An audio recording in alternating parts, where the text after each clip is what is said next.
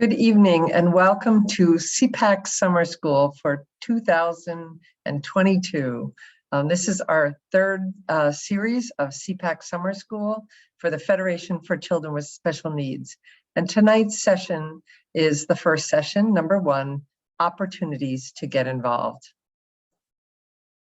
For those of you who are new to the Federation, we are a nonprofit organization based in Boston, but working statewide to provide information, support, and assistance to families, parents of children with special needs. So we are a free phone call. You can complete our intake form, attend one of our trainings, get connected, and get the information that you need to help your student navigate all the different school and healthcare systems. So tonight I'm going to be introducing our curriculum, which is a national curriculum, the Serving on Groups curriculum, which will be the basis for our SEPAC Summer School this summer. I listened to the feedback last year, and instead of a very long summer and 10 sessions, we've shortened it to 6 sessions. So the SEPAC Summer School will go from June 21st tonight through the end of July, and it'll be held each Tuesday evening from 7 to 8 p.m.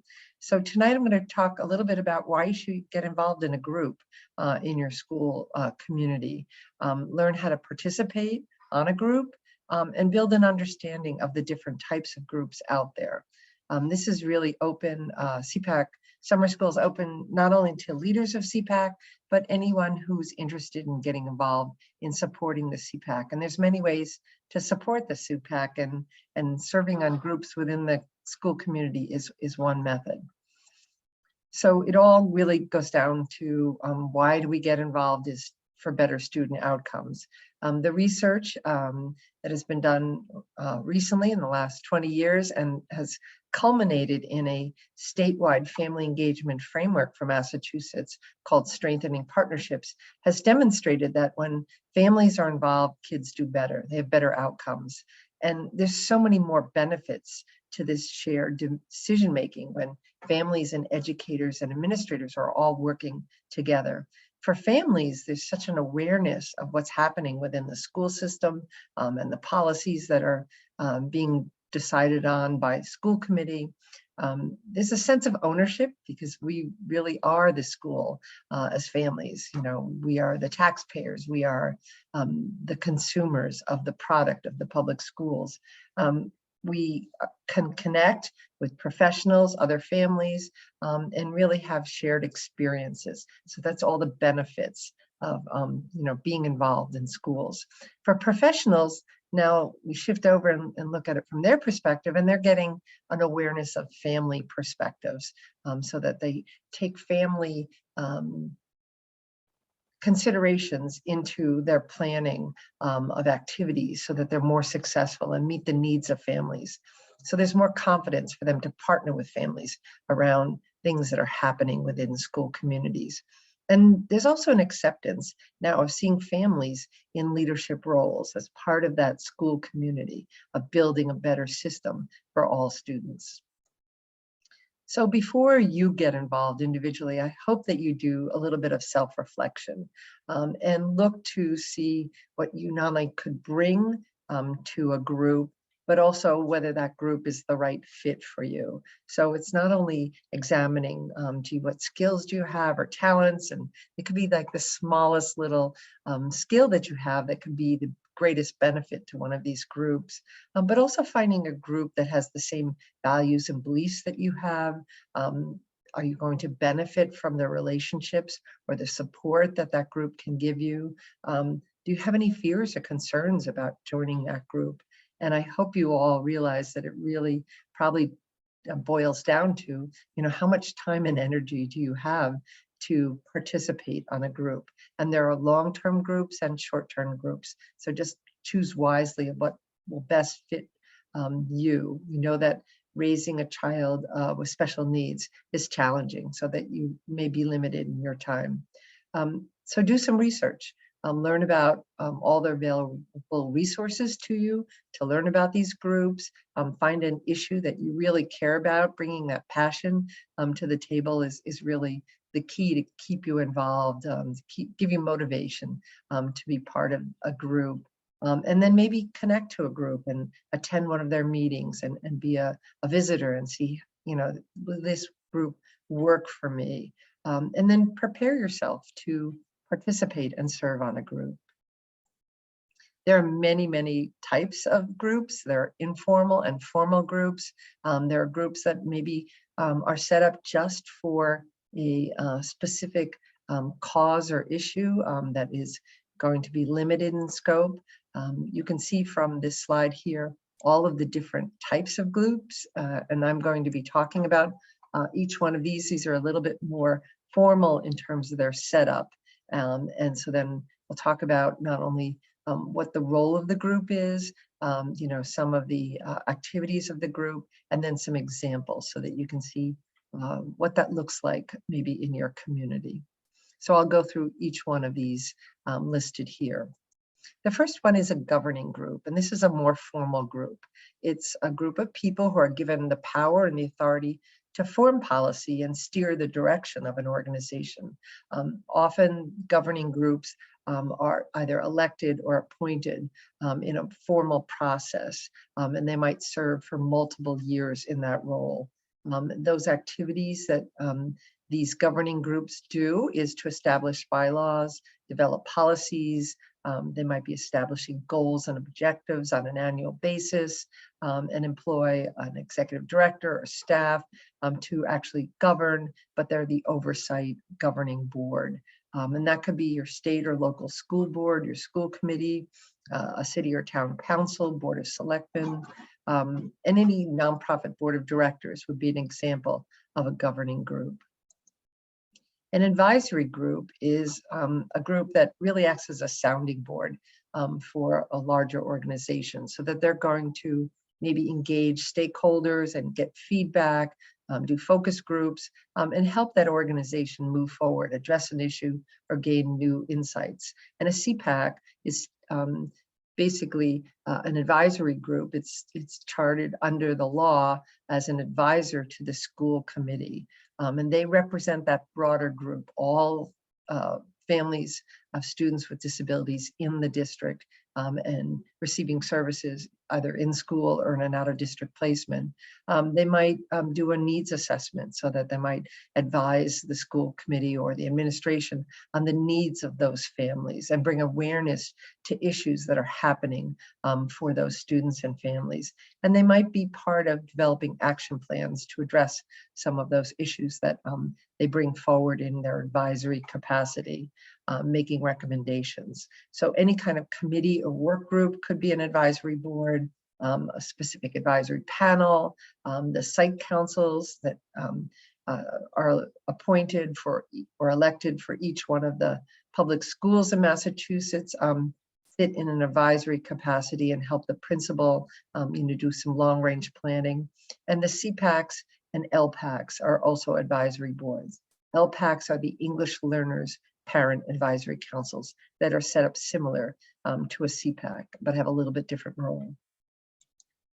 A leadership group is one that provides direction and sets strategy really on one specific issue. So they're more of a grassroots organizing group. They're going to lead to bring information and awareness of an issue forward in a community.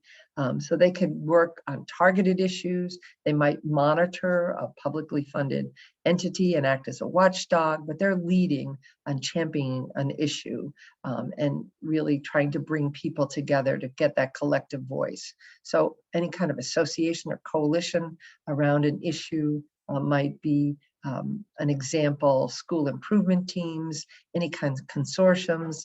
At the Federation, we sit on several coalitions and consortiums to identify specific issues, just maybe, for example, discipline as it relates to students with disabilities. And so lots of different organizations come together and lead on that one issue and bring awareness around that issue and recommendations to either state or other bodies to enact laws, to look at legislation, look at data involved in how this is effective or not within the system.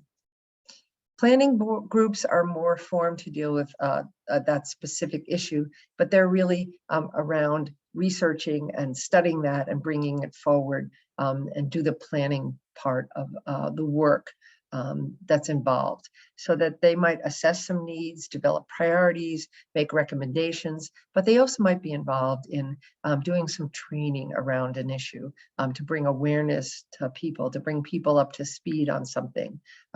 Planning groups might help develop or select a curriculum because they're planning for the future, and sitting on this type of a group is making recommendations to a decision-making board. So any kind of committee or work group around a specific issue, you might be on an action team or a planning group that's just planning one event, such as a resource fair. So it could be on a specific event, or it could be something that happens on an annual basis. And so they do all the planning around that and do all of the details and logistics and research something, so that their role as a group is to make something successful in carrying out an activity. An evaluation group is the one that kind of looks at what's happened and does that analysis work, so that they're going to collect data, analyze it, and then make a report to a group or on a specific activity, sharing what was learned, making recommendations for change. So what worked and what didn't work. So they're collecting that data, reporting the results. But I think another role that we see is very valuable is that continuing to monitor things that happen on a regular basis for improvement. So it's the Plan, Do, Study, Act. So you have a planning group, you study, research, you actually make something happen. But the key part is like learning what worked and what didn't work, and bringing that information and that data in so that it can, effectuate, change and improvement. So any type of improvement teams, stakeholder groups would be able to provide that based on some of the information. So there's a data collection piece of that, and this group would analyze it and bring forward recommendations. Evaluation group. A practice group really is a group that gets together to learn and to share. So it's kind of a continuously working group. It's a structure for sharing of information, communication, and maybe even action, so that they're really bringing forward opportunities for people to network on an issue, discuss emerging issues around something, making all those connections between agencies, and also sharing out and spreading best practices around something. So those are those learning circles and community of practice. It's more of an informal group, and the membership may come and go. It's not somebody's elected to this type of a group. So what type of a group is a SEPAC? So it may be, as I've been talking, I'm realizing it's maybe many of those things. We know under the law that the SEPAC has a formal role to advise the school committee. So it is an advisory group. But the law also goes on to state that SEPAC should participate, is that participation action word there, in the planning, development, and evaluation of special education programs. So now I'm seeing you as a SEPAC involved in as a planning group, perhaps in a part of your role. An evaluation part is part of your role. So the SEPACs have multiple roles, and it really depends on how you're set up within your individual district and the relationship that you have with your schools to participate and really be actively involved in special education programming. And then as I was putting together these slides, I realized that SEPACs are also a governing group. They're self-governed. And the law really specifies that SEPACs establish their own bylaws regarding officers and operational procedures. So you as a group set up your own governing structure. And so it should be parent-driven and not school-driven. And because every SEPAC is a little different and you write your own bylaws, it makes it individualized. It makes it fit for your community. So within those groups, there are so many different roles. And this is where I think SEPACs need to start to listen to people who come forward who want to be involved in the SEPAC and help them find the right role within their group. You don't want to prescribe a place for somebody just because you have an opening there if they have no interest. So that we do know we need leaders, we need secretaries to record information, minutes, and the votes taken. If you are holding funds or managing funds, you may need a treasurer, and you need people to plan activities and plan those presentations or special events that you might have. But there might be another role for somebody else. And wouldn't it be great if every CPAC had a timekeeper so that meetings started on time and the agenda was followed and they were efficient meetings and effective meetings, so that there just might be a specific role for somebody that they may not want to chair the CPAC in the beginning, but if they have a small role to play or something that really interests them and they're passionate about, you get them involved, and then they can later learn and move into new roles. So lots of roles within the organization. I know several CPACs have liaisons that a parent would report what's happening at their elementary school and attend those meetings and the principal's coffee and be that conduit of information back and forth between the local school and the CPAC so that everyone is informed, involved, and you can hear about the issues that are arising by listening in on those conversations. So all of those roles are very, very important. Lots of resources around serving on groups. The homework for the first session is to go to the Serving on Groups website, check out the fact that they have some modules there. There's some notes and recordings. There's also a booklet that you can purchase, and this information is available in both English and Spanish. There's a Communities of Practice guidebook that you can also check out, and the other national curriculum that's really instructive in this area is the Leading by Convening, and that is also available online. So there's lots of free stuff online. So I'm just going to end with a quick commercial about MassPAC, the project that is bringing you SEPAC Summer School. We are a project under the Federation. We have an annual membership, and that runs from July 1st through June 30th. There's a $499 fee that is usually paid by school districts to support the CPAC. And we work with both school districts and CPAC members to make sure that the CPAC is up and running and functioning. And so we do at the Federation work both with schools and with parent groups. What's nice about the membership, it comes with a free annual rights workshop. So you can choose any of the basic rights workshops in our series and have that for your school district and help them meet that requirement under the law. We have lots of other benefits, including pre-registrations to our Visions of Community Conference under the MassPAC membership and access to a bullying workshop that was new last year. So there's lots of benefits. You just go to our website, check that out. There's a nice big chart. If you have any questions, just send me an email at lleslie@fcsn.org. So thanks for attending SEPAC Summer School for session 1, and we hope you tune in to listen to the next 5 sessions. They will all be recorded and put on the Federation's YouTube channel. Have a good night.